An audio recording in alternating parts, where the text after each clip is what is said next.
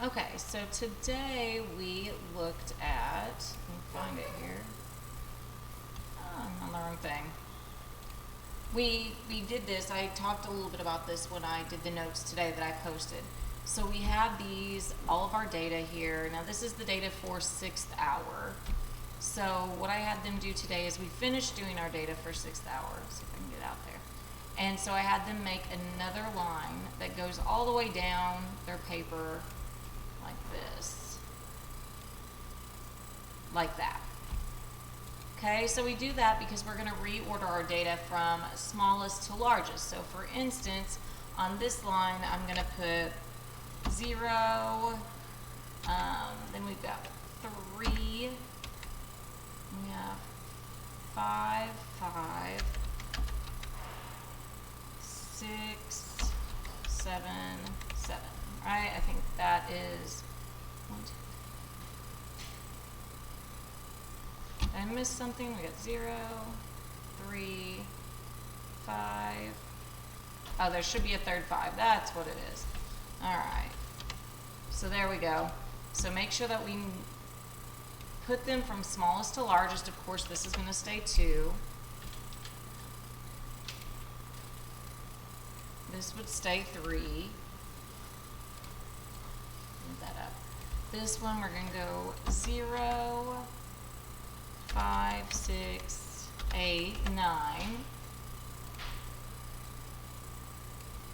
This one's just going to stay 4, 4. And even though it's already written correctly, I'm going to write it again here just to make sure that everything down this column is going from smallest to largest.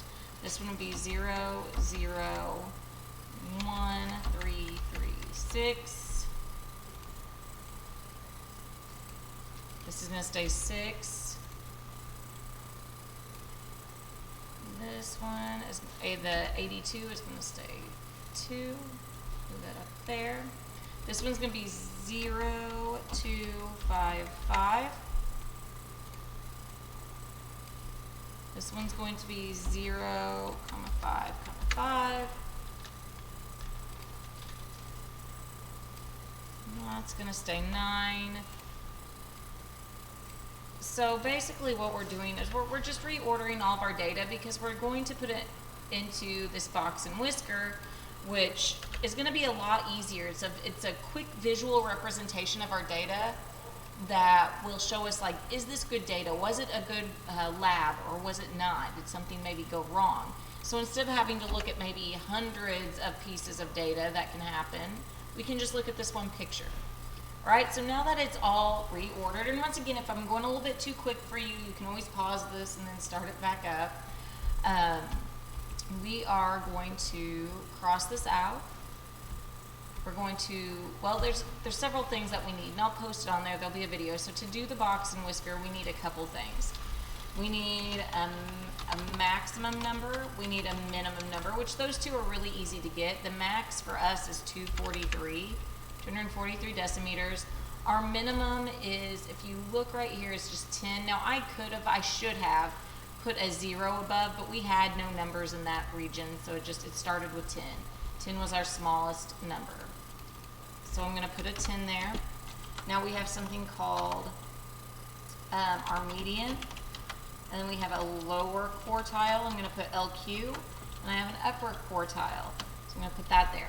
So to find our median, if you think of the word median, it means middle. So I'm going to get a highlighter. Let's see if I can find my highlighter here. I've not done this. I've not done it with just trying to do it here. Let's see here. Usually I have my own pins out. Here we go. All right, so the highlighter, I'm going to cross out my smallest number and my largest number. I'm going to keep doing that. I'm going to cross out my smallest and my largest, smallest, largest. And we're going to keep doing that until we get to the very middle number. Okay, so keep going here.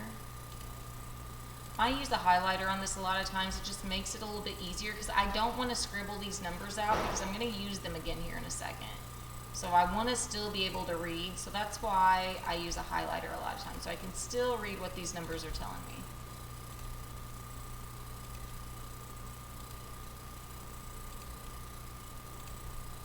So I'm gonna keep going through.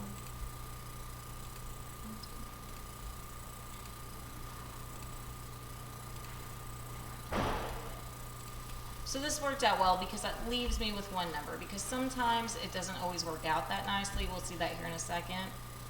So I'm going to circle this number here. So it's 60. So I'm going to come down here and my median is 60. So the lower quartile then is basically, we found the middle. Now I'm going to find the middle of my low numbers, and then my upper quartile will be finding the middle of these upper numbers, the high numbers. So I'm going to get a different highlighter. I'm going to use purple this time. That dot there. And so I'm not going to mess with this one that I circled. I'm going to go here. That 54 is my highest right here. So I'm going to keep crossing out until I get to the middle of these low numbers.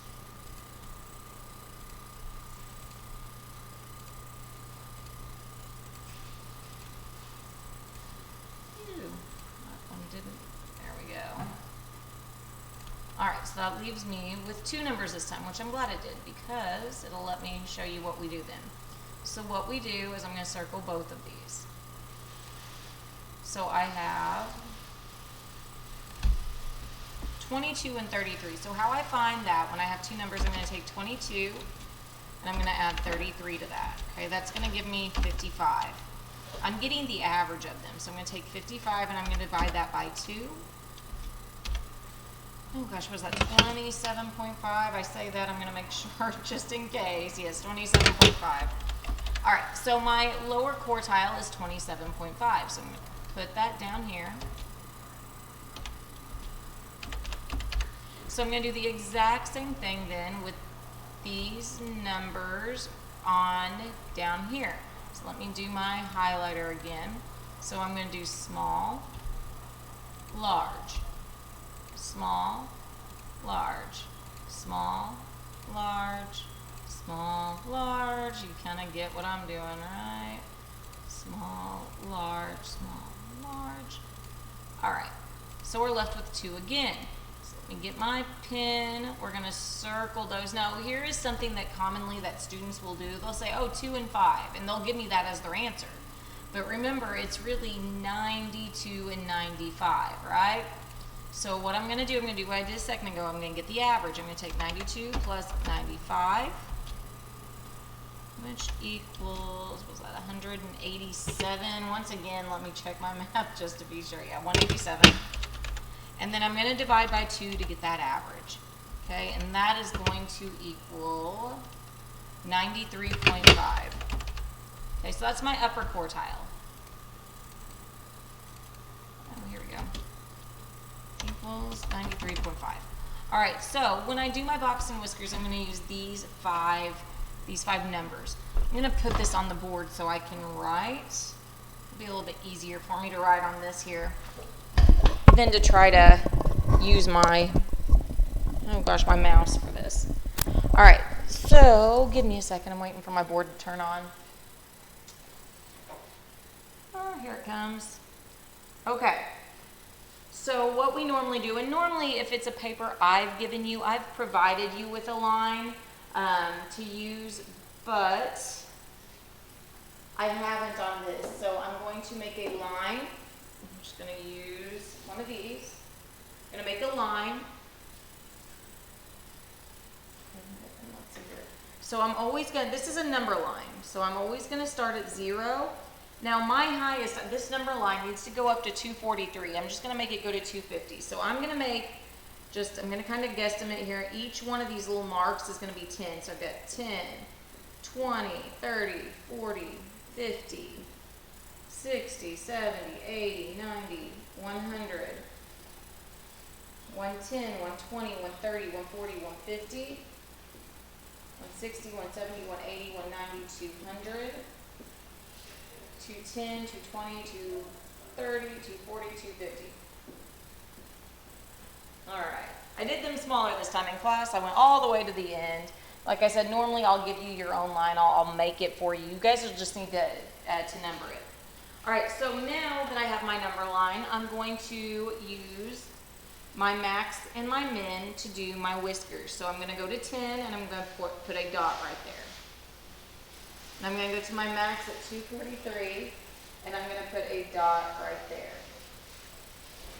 Okay, so my min,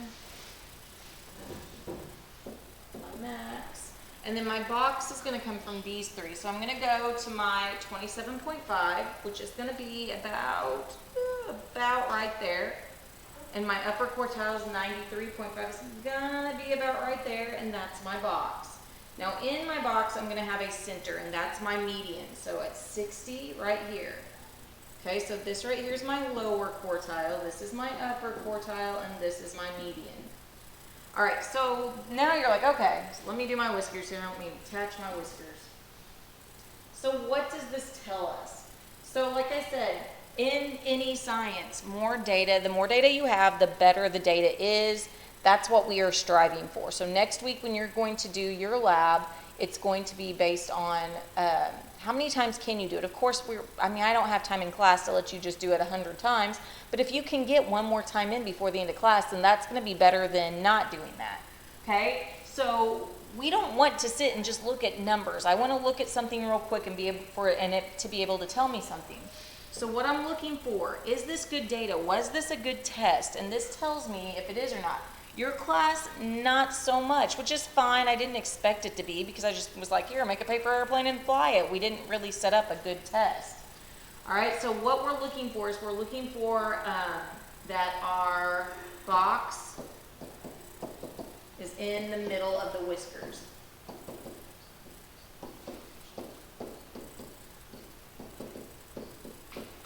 All right, as far as your class's box, it was not in the middle of the whiskers. We see where it's kind of on one side. So that right away kind of throws a red flag up for me. The next thing is that, oh my goodness, I just went completely blank. I'm going to have to go back here.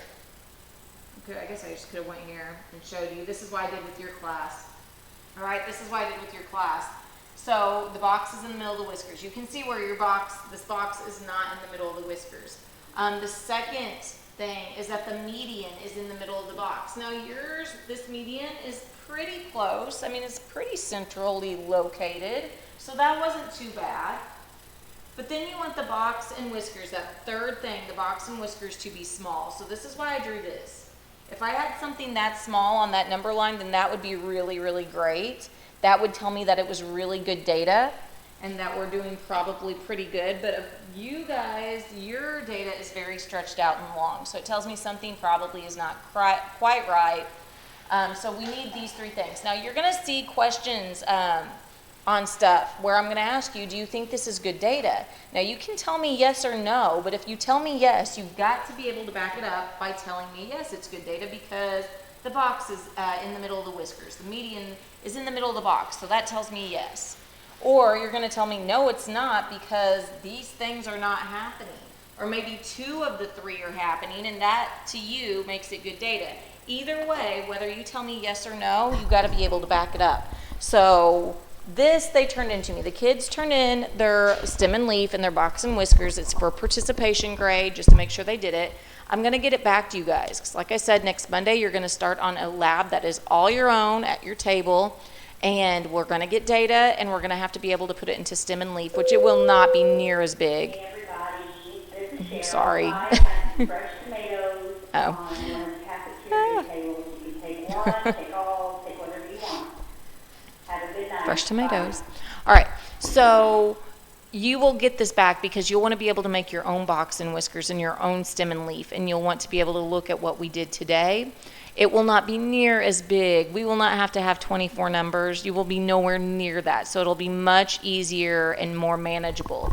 All right? If you have any questions whatsoever, let me know. I think I'm going to see you tomorrow, though. So I will see you then. Have a great night. Bye.